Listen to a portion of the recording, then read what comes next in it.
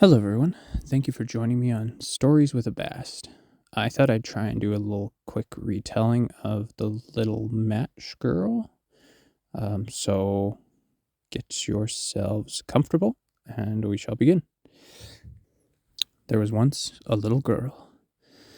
She lived in a cold part of London. She did not have a lot of money. She did not have a mother. She did not have a shoe or a hat. In fact, even her father, though she did have one of those, was very mean and cruel. And so, what was this girl to do? Well, every day she left her house, for being out was better than being home, and she tried to make some money selling matches. She would wander up and down the cold, cold stone streets of London, calling matches, matches. I have matches for sale. Pennies for a match. Halfpenny. Anything for a match. For a little freezing girl.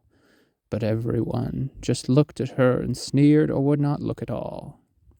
And so the girl got colder and colder. Each day the weather got colder and colder, and the girl did not have a safe place to go. She could not curl up in a corner at home, go hug her papa or mamma.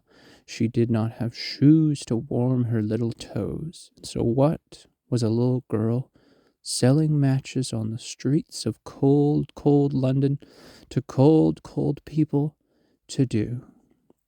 Well, she needed to get warm one way or another, and really, there was nothing else for it. Now this poor, poor girl, a little while ago, a few years perhaps, had lost her grandmother. But her grandmother had loved her very much, and she missed her grandmother very much. And so this little girl went into this alley nearby where she had been selling matches, or rather, not selling matches. And she thought about her grandmother, and she started lighting matches one by one to try and warm herself up just a little bit. And slowly, as she lit these matches one by one, holding them in front of her nose to warm her nose and her toes as much as possible, she saw visions. A warm, hot, fresh goose on winter's morning, Christmas Day with fresh food and a happy father, beautiful toys and gifts, things that were given to her and things that she could give to other people. And there were matches of plenty, matches to spare, and no begging and pleading to sell matchsticks out on the street. And these visions she saw were beautiful and warmed her more than the matches ever could. And then, one time, one match, she saw her grandmother, all happy and warm and cozy up in heaven. And the girl, not wanting to lose sight of her grandmother's vision, lit all the matches at once.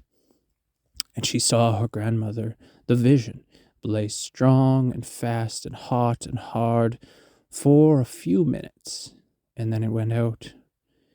And the day got colder and darker and colder and darker, and the girl got colder and darker as well. Her vision collapsed in on itself, and slowly she fell to the ground. She was frozen and gone, and no one was there to come get her or warm her poor bones. And so there she lay. But after a while, her grandmother came to get her. Her grandmother came down from heaven, alighting beside her little body, and picked up her soul, all joyful and loving, and grasped her in a big, warm hug. And together they flew off to heaven, where now they reside, playing together every day, where they are warm and have full bellies and full hearts.